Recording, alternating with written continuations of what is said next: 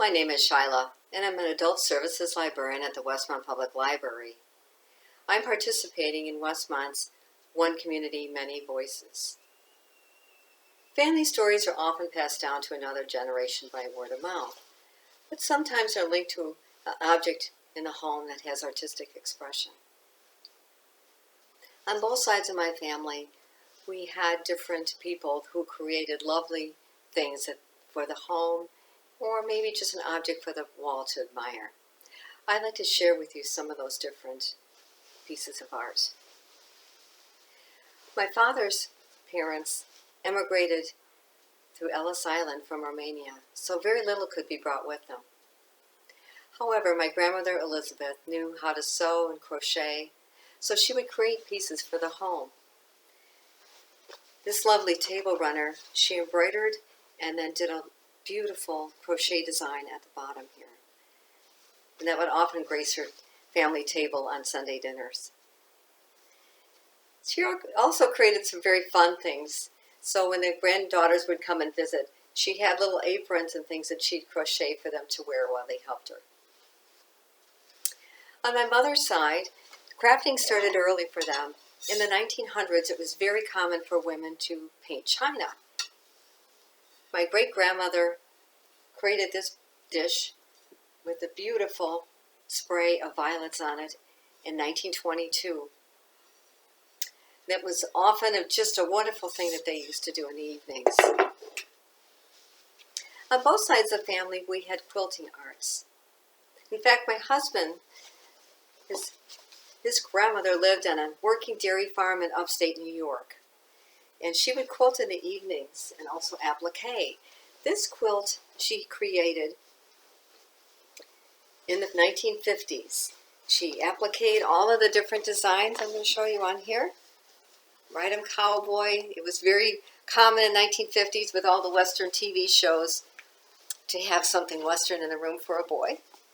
So she even signed it on the back that for 1954 this was made.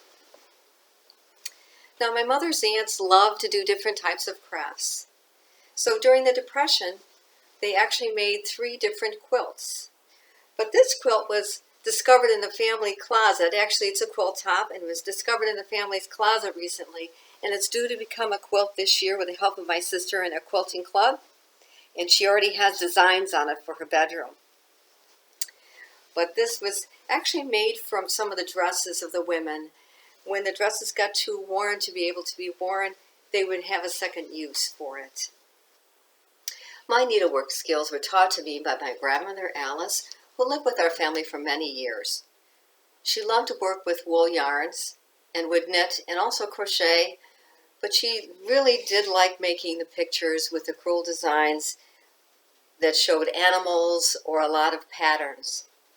This particular one that I was able to make, it shows the March of the Penguins, which is a great theme during the winter. And doing the animals is really wonderful with the different techniques that you can show a lot of depth by the type of stitching that you're doing. And if you're using a needlepoint canvas, you're able to make a flat design, which you can use either to hang on the wall, like this bell pull, or you can make it on a footstool that you can use, because the stitches being flat will not catch on shoes or fabric. This lovely vase of flowers was one of the last projects that my grandmother was able to complete. And she worked on it actually with her sister, Nadia. And it's from a kit that was designed by Erica Wilson, who is known as the First Lady of Stitchery. She was an English needlepoint artist, and she made available for the home certain kits that you could buy in the U.S. So this was actually made from a kit, and it took many months to be able to get this accomplished. So no matter if your own voices in your family is in your art, your cooking, your writing, or crafts, we always cherish what they tell us, and we remember the person who made it. Thank you for listening today. And if you'd like to hear more YouTube videos like this, please subscribe to the library's YouTube channel or check us out on Facebook, Instagram, or Twitter.